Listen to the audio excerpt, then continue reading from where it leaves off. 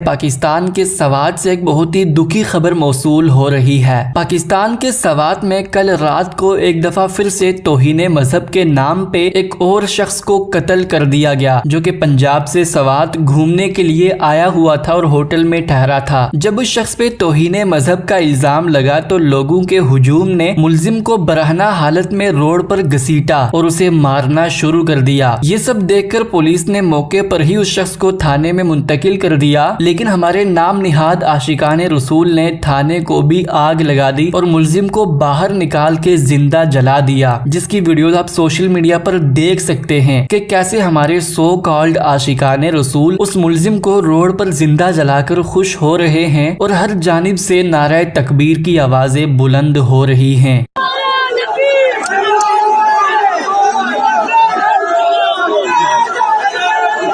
اس پورے واقعے کو سوشل میڈیا پر تو ہر شخص کنڈیم کر رہا ہے، لیکن ہمارے بڑے علماء کرام کی جانب سے اسے ابھی تک کنڈیم نہیں کیا گیا۔ اس کی جڑیں جو ہیں وہ بہت پرانی ہیں۔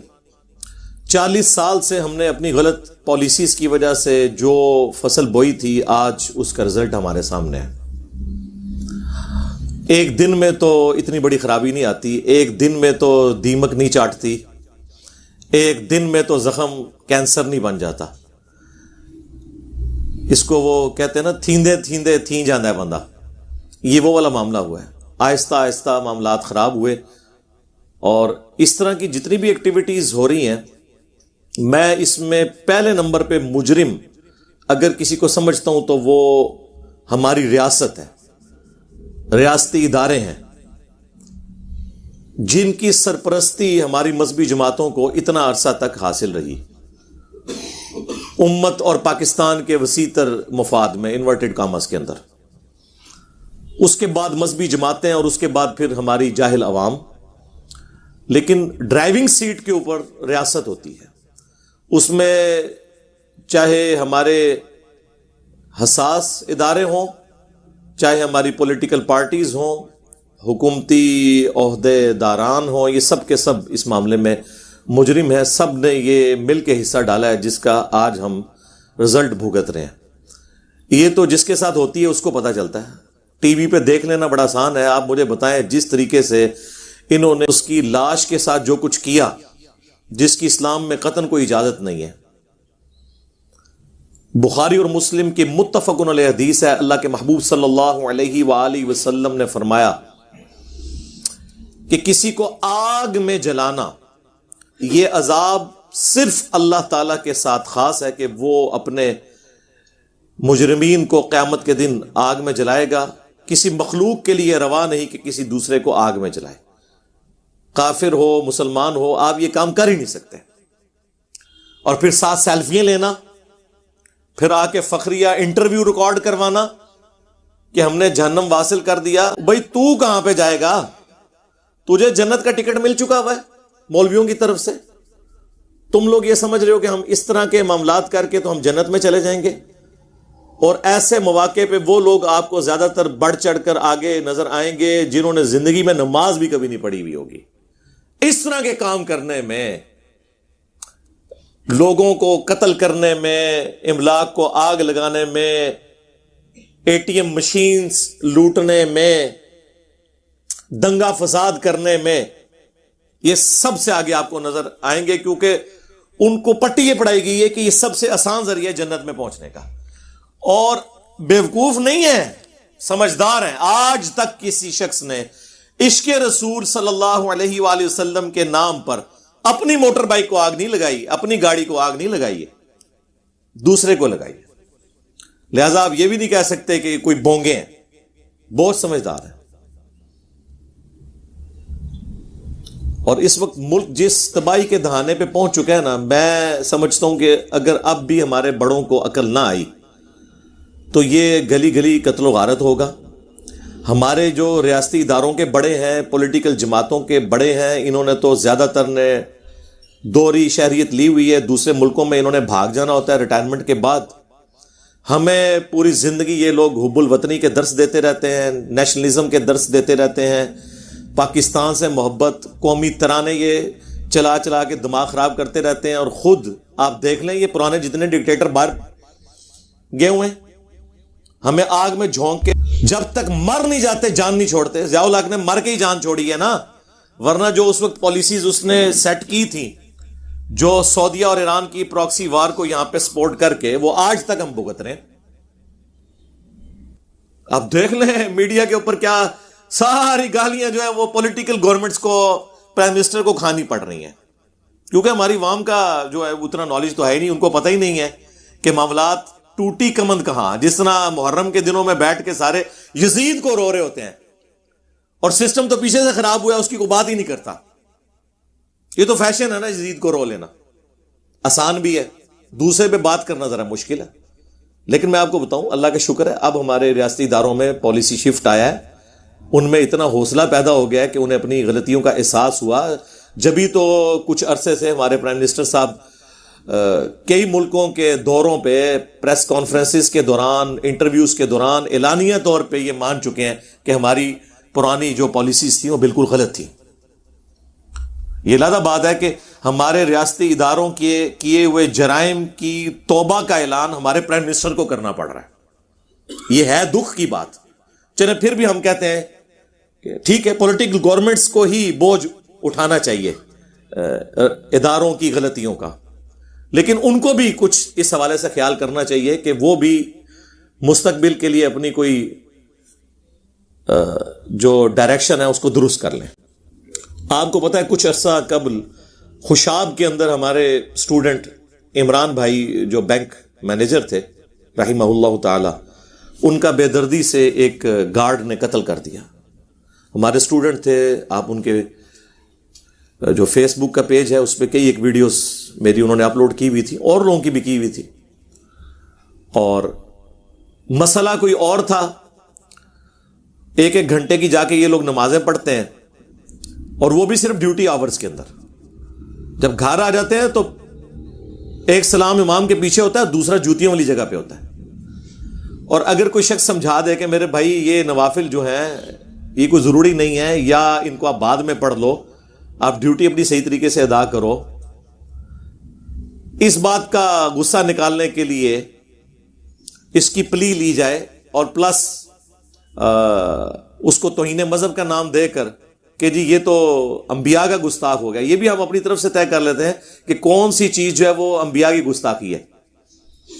انہیں شہید کر دیا گیا, بعد میں خیر مذمت کرتے رہے, ابھی تک اس کے قاتل کو سزا ہوئی کوئی نہیں ہے, صرف کورٹ نے ڈیسیژن کیا ہے. اور ماشاءاللہ پچھلے دنوں آپ نے دیکھا ہمارے چیف جسٹس صاحب کس طرح گرجے ہیں. یار یہ لوگ بعد میں اپنی تقریریں دیکھ کے شرمندہ بھی نہیں ہوتے. ان کے دعوے دیکھیں اور ان کی عدالتوں کے, میں کرتوت لفظ نہیں بولتا, کارنامے دیکھ لیں. آج تک کسی کو اس طریقے سے سزا نہیں ہوئی ہے. اور کسی اگر جو کوئی مجبور شخص جس کے اوپر اس طرح کا توہین مذہب کا الزام لگا, اس کو اگر عدالتوں نے چھوڑ بھی دیا شواہد ناکافی ہونے کی وجہ سے یا جھوٹا الزام ہونے کی وجہ سے, عوام نہیں اسے چھوڑتی, وہ عدالت سے بری ہوتا ہے. یہ کچھ عرصہ پہلے کی بات ہے, ہمارے جیلم شہر کی تحصیل ہے پنڈ دادن خان, وہاں پہ وہ ایک مولانا صاحب تھے, جماعت اسلامی سے ان کا تعلق تھا, ان پہ اس طرح توہین مذہب کا جھوٹا الزام لگا, کافی سال انہوں نے قید کاٹی, بعد میں ثابت ہوا یہ بالکل غلط ہے. بیچارے وہ پہلا جمعہ پڑھانے آئے ہیں تو وہ باہر نکلے ہیں تو ان کو شہید کر دیا گیا, گولیوں کی, اور ان کے ساتھ بیٹا بھی شہید ہو گیا. یعنی وہ عدالتیں چھوڑ بھی دیں, عوام نہیں چھوڑتی. تربیت ہی ایسی ہوئی ہوئی ہے, عوام کو کون سمجھائے جی. لہذا آپ یہ سمجھ رہے ہیں, جب آپ کسی پہ الزام لگا دیتے ہیں نا توہین مذہب کا, جھوٹا بھی, وہ مارا گیا, اب اسے کوئی دنیا کی طاقت بچا نہیں سکتی ہے, کیونکہ عدالت چھوڑے گی بھی تو اشکان رسول سو کالڈ تیار بیٹھے ہوئے ہیں اپنی جنت پکی کرنے کے لیے, اس کو جنت میں بھیج کے. کیا کریں گے؟ اچھا ایک بات میں اس میں ضرور کر دوں, جو ایک جرت والی بات ہے, پاکستان میں جو یہ توہین رسالت کا, یا بعد میں بزرگوں کا بھی آگے سے 295C ہے, A ہے, B ہے, یہ جو قوانین ہے نا جی, ان میں ایک شک ضرور ایڈ ہونی چاہیے. ہمارے علماء کا کام ہے, ہمارے پولیٹیشنز کا, ریاستی اداروں کے ہیڈز کا, میں ان کو مشورہ دوں گا کہ اس میں شک شامل کریں کہ اگر کوئی شخص دانستہ یا غیر دانستہ گستاخی کر بیٹھے دانستہ تو کوئی نہیں، سوچ بھی نہیں سکتا، غیر مسلم بھی کوئی سوچے گا اس ملک کے اندر؟ مسلمان تو چھوڑ دیں آپ. تو اس میں ایک شک ایڈ کریں کہ اگر وہ معافی مانگتا ہے جوڈیشری میں پیش ہونے سے تو اسے معاف کر دیا جائے. یہ لازم بات ہے، عوام نہیں معاف کرے گی، لیکن معافی کی شک 295C میں ایڈ کرنا ضروری ہے، ادروائز مصیبت کھڑی ہو جائے گی. میں آپ کو یہ بتا رہا ہوں کہ یہ اس کا کوئی اینڈ نہیں ہوگا. میں 295C کے خلاف نہیں ہوں، لیکن جو کچھ وہ ہے اس کے حق میں بھی اس طرح نہیں ہوں جب تک کہ اس کے اندر یہ معافی کی شک شامل نہیں کی جاتی. سورۃ الفرقان کی آیت نمبر 70 میں اللہ تعالیٰ نے فرمایا اگر کوئی شرک سے بھی توبہ کر لے ہم اس کے گناہوں کو نیکیوں سے بدل دیں گے. تو سر شرک تو اللہ کو گالی دینا ہے. سورہ مریم میں نہیں آیا کہ جو اللہ کے لیے بیٹا تجویز کرتا ہے قریب آسمان پھٹ پڑے، زمین شک ہو جائے، پہاڑ ریزہ ریزہ ہو جائے، ان دعوا للرحمن ولدا، کہ انہوں نے رحمان کے لیے بیٹا تجویز کیا. تو جب اللہ کو گالی دینے سے دنیا میں اگر مرنے سے پہلے توبہ کر لیں تو معافی ہو جاتی ہے، تو اگر کسی اور ہستی کی کوئی توہین کر لیتا ہے گالی لیول تک تو کوئی جائے گا نہیں، جو آپ کے زوم میں ہے، جو آپ ایک دوسرے کو بھی گستاخ سمجھتے ہیں، تو اس میں معافی پیش کی ہے. یہ کرنے کا کام ہے، نہ کہ یہ کہ فتوے لگا کے اس کے پیچھے پڑ جائے اور اس کی زندگی جو ہے وہ اجیرن بنا دی جائے، اس کی نسلوں کی زندگی اجیرن بنا دی جائے. تو یہ سوچنے کی ہمیں ضرورت ہے. بس میں تو اس چیز کو ہائی لائٹ ہی کر سکتا تھا.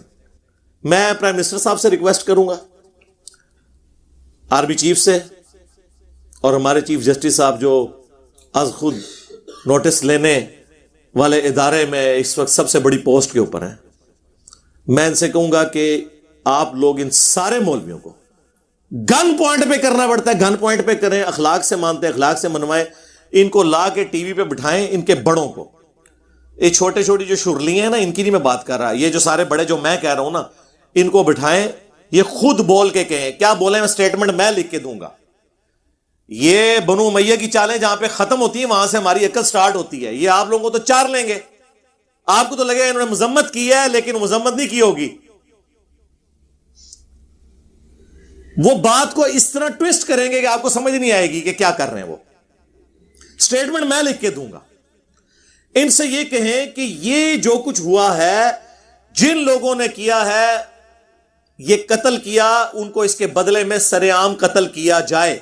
پلس آج تک جتنے لوگوں نے کسی گستاخ کو، جینون گستاخ کو بھی ماورائے عدالت ایکسٹرا جوڈیشل مرڈر کیا ہے، چونکہ اسلام کے روح سے ایکسٹرا جوڈیشل مرڈر کرنا، ماورائے عدالت قتل کرنا حرام ہے، لہذا ان سارے لوگوں کو قتل کیا جائے اور ان لوگوں کی پھانسیاں جسٹیفائی ہوں. ہاں جی کرن گے وہ ایتے غائبانہ نماز جنازہ پڑھتے رہے جے انہاں لوگاں دے، اپنے جنازے تسی پڑھ رہے ہو کیونکہ آپ سارے ایک دوسرے کو کافر سمجھتے ہیں. کیا بریلوی اہل حدیثوں کو گستاخ رسول نہیں سمجھتے؟ تو سارے اہل حدیثوں کی لاشیں اسی طرح جلیں گی اگر بریلویوں کی حکومت آ گئی. یہ بات یاد رکھیے گا. اور سارے بریلوی جتنے بھی ہیں ان کو اہل حدیث کیا مشرک نہیں سمجھتے؟ تو اگر اہل حدیثوں کی حکومت آ گئی تو ان بریلویوں کی لاشیں آپ کو آگ میں جلتی ہوئی نظر آئیں گی. یہ میری بات آپ نوٹ کر لیں. یہ ایک دوسرے کو مسلمان نہیں سمجھتے، آپ کو دھوکہ دیتے ہیں. اس کی بھی سٹیٹمنٹ میں آپ کو لکھ کے دیتا ہوں کہ انہیں ان کے بڑے لکھ کے دیں کہ ہمارے سوا جتنے فرقے ہیں اگرچہ ہم انہیں گمراہ سمجھتے ہیں لیکن ایک نہ ایک دن یہ اپنا عذاب بھگت کے جنت میں جانے میں کامیاب ہو جائیں گے. آپ کو ایک عالم بھی یہ بات لکھ کے دینے کے لیے تیار نہیں ہوگا کیونکہ وہ پھر ان کو ماننا پڑ جائے گا کہ یہ مسلمان ہے. ویسے کہتے ہیں کہ ہم مسلمان مانتے ہیں لیکن وہ تقیہ کریں گے، توریتن بات کر رہے ہوں گے. اس طرح آپ کو کبھی نہیں لکھ کے دیں گے.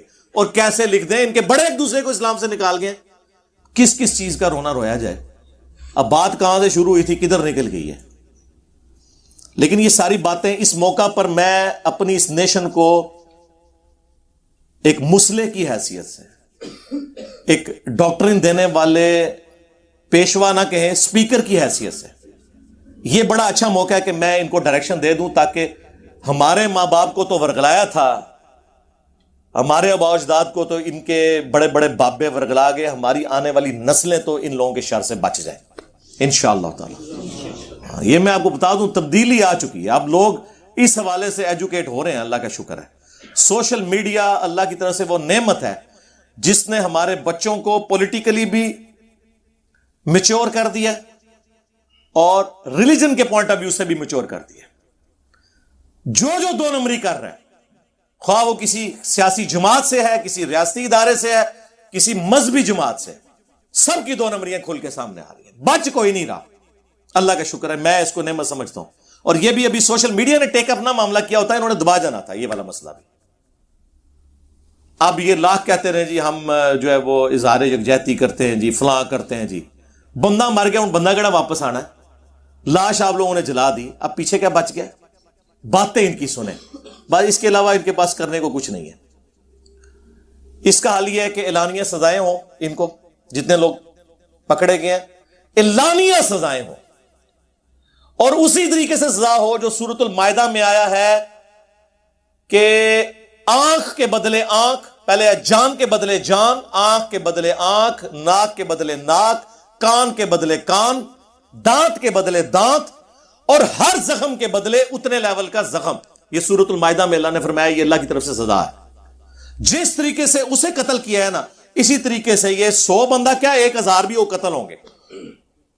اور سورۃ النور میں آیا کہ جب اس طرح کی سزائیں دی جائیں تو مسلمانوں کا گروہ اسے ویٹ کرے تاکہ باقیوں کے لیے ڈیٹرنس ہو، عبرت ہو. اعلانیہ یہ سزائیں ہونی چاہیے، یہ کوئی ظالمانہ سزا نہیں ہے. یہ تو آپ کے کسی بچے، بھائی یا والد کے ساتھ یہ ہوا ہوتا تو پھر میں آپ سے پوچھتا، پھر پتا چلتا ہے. دوسروں کے لیے تو کہنا بڑا آسان ہے. اور اسلام اس حوالے سے اتنا سینسٹیو ہے، اتنا سینسٹیو ہے کہ سورۃ المائدہ میں اللہ تعالیٰ نے فرمایا جس نے ایک جان کو قتل کیا گویا اس نے پوری انسانیت کو قتل کر دیا. انسان کی بات ہوئی ہے، مسلمان کی نہیں ہوئی، چاہے وہ ایک پاکستانی نے کیا. اور پھر ساتھ ہے جس نے ایک انسان کی جان بچائی گویا اس نے پوری انسانیت کی جان بچا لی. اور اس کا کلائمیکس وہ سورہ البقرہ کی آیت ہے وَلَكُمْ فِي الْقِصَاصِ حَيَاةٌ يَا أُولِي الْأَلْبَابِ لَعَلَّكُمْ تَتَّقُونَ.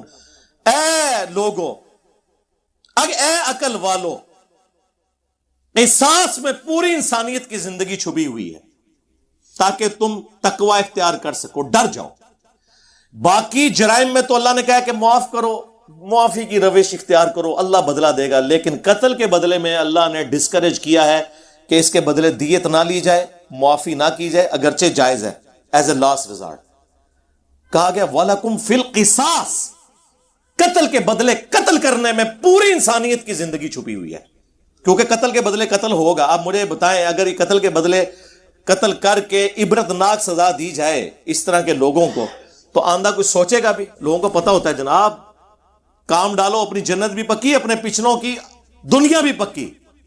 مرنے کے بعد بازار آپ کا بنے گا، اس پہ چندے آئیں گے، آپ کی نسلیں سنور جائیں گی اور آپ کے جنازے میں لاکھوں لوگ شریک ہوں گے. جی نہیں ہوتے لاکھوں لوگ شریک؟ ہاں، یہ ہماری حالت ہے. تو یہ تو آپ سمجھ لیں دنیا اور آخرت انورٹڈ کاما میں سنوارنے کا ایک ذریعہ بن چکا ہے ان لوگوں کا. صحیح بخاری میں ہے سیدنا عمر فاروق رضی اللہ تعالیٰ عنہ کو ایک ناحق قتل کی خبر پہنچی. آپ نے اس میں فرمایا کہ اگر یہ پورا علاقہ بھی اس قتل میں شریک ہوا میں سب کو قتل کروا دوں گا. اور اس کو سپورٹیو اور روایت ہے، اگرچہ اس کی سند کمزور ہے لیکن اس بخاری کی حدیث کی وجہ سے میں اس حدیث کو صحیح سمجھتا ہوں جو جامعہ ترمذی میں موجود ہے کہ اگر زمین و آسمان کی ساری مخلوقات مل کے ایک مسلمان کو قتل کرتے ہیں یا ایک انسان کو قتل کرتے ہیں، اللہ اس چیز کی پرواہ نہیں کرے گا. اللہ تعالیٰ پوری کائنات کو جہنم میں پھینک دے گا. اللہ کو کوئی پرواہ نہیں. اللہ کے نزدیک انسانی جان کی یہ قدر ہے. بخاری اور مسلم دونوں میں حدیث ہے قیامت کے دن سب سے پہلے قتل کے مقدمے کا فیصلہ ہوگا. حقوق اللہ میں سب سے پہلے نماز کا فیصلہ ہوگا جو ابو داؤد میں حدیث ہے، لیکن حقوق العباد کے معاملے میں پہلے قتل کا فیصلہ ہوگا. اور یہ حدیث بخاری مسلم میں. پھر جامعہ ترمذی میں سنن ابی داؤد کے اندر حدیث موجود ہے کہ قیامت والے دن قاتل اپنے مقتول کو پیشانی کے بالوں سے گھسیٹتا ہوا اللہ کے عرش کے پائے کے پاس پہنچ جائے گا، اس حال میں کہ اس کی رگوں سے خون بہ رہا ہوگا، اور کہے گا یا اللہ اس نے مجھے دنیا میں قتل کیا تھا، آج مجھے بدلہ چاہیے کہ اس نے میری جان کیوں لی تھی. اور سنن نسائی میں تو آگے الفاظ ہیں، اے حکمرانوں کسی کے ناحق قتل پر مدد نہ کرو دوسرے کی،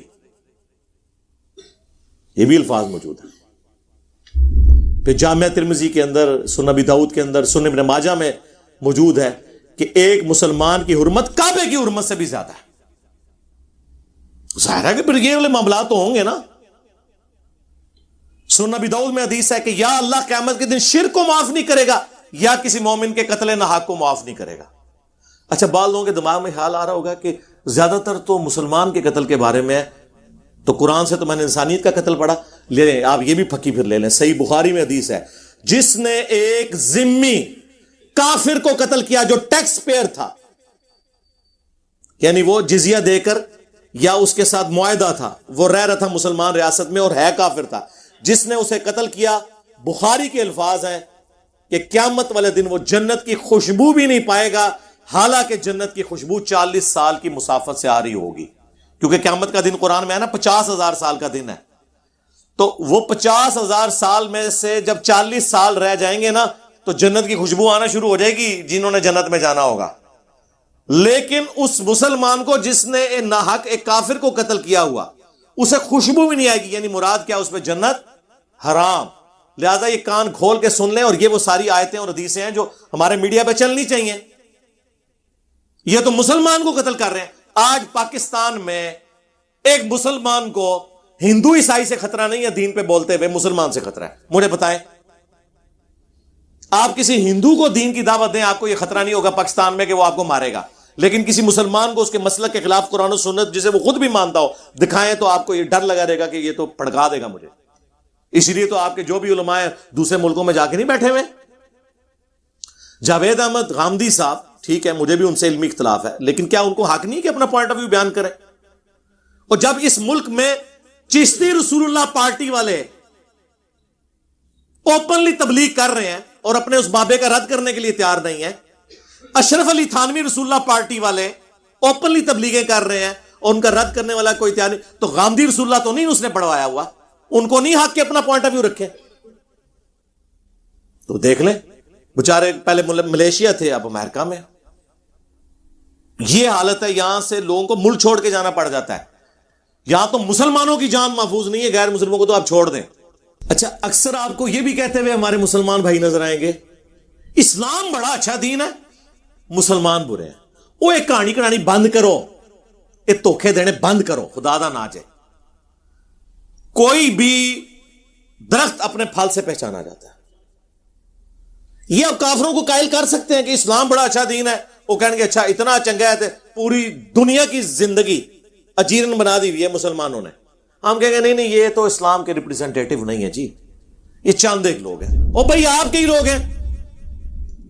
جب تک ہم خود مثالی مسلمان نہیں بنتے، جب مسلمان کے شر سے ڈر رہا ہے کہ مجھ پہ توہین مذہب کا الزام دوسرا مسلمان نہ لگا دے، ہم کافر کو کس منہ سے کہیں گے کہ بھائی جی آپ اسلام قبول کریں، دیکھیں اسلام بڑا اچھا دین ہے، مسلمان برے ہیں؟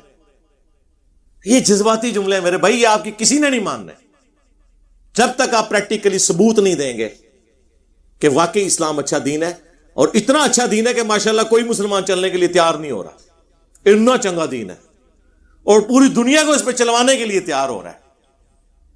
تو اس میں اسلام کا کوئی قصور نہیں ہے، یہ بات ٹھیک ہے مسلمانوں کا ہے، لیکن مسلمان بھی کس منہ سے پھر جا کے غیر مسلموں کو اسلام کی طرف بلائیں گے؟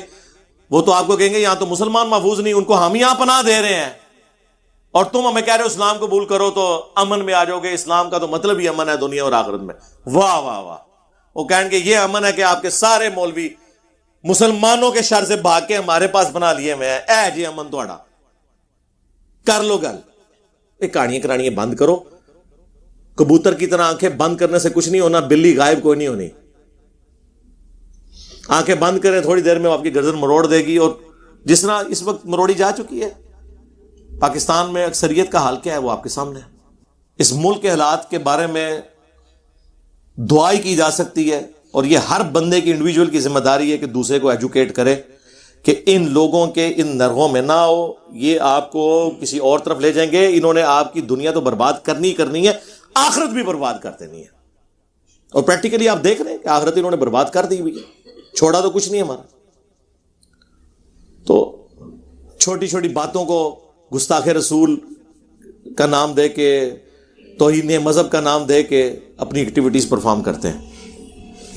آخر میں پرائم منسٹر صاحب سے اور آرمی چیف سے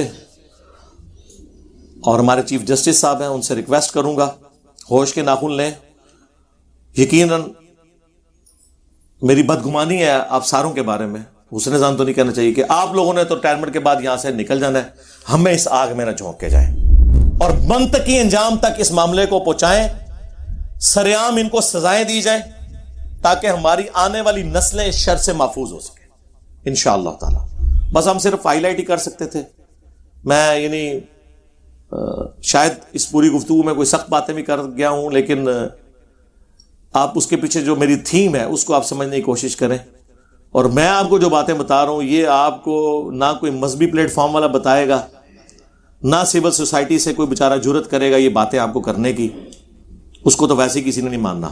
مذہبی لوگ تو اس پورے سسٹم کے بینیفیشری ہیں، انہوں نے تو یہ باتیں آپ سے کرنی نہیں ہیں۔ میں نے کوشش کی ہے کہ مختصر وقت میں جو اپنا درد دل تھا وہ آپ لوگوں کے سامنے رکھ دوں۔ صلو علی محمد و آل محمد، اللہم صلی علی محمد وعلی آل محمد و اصحاب محمد اجمعین الی یوم الدین، آمین۔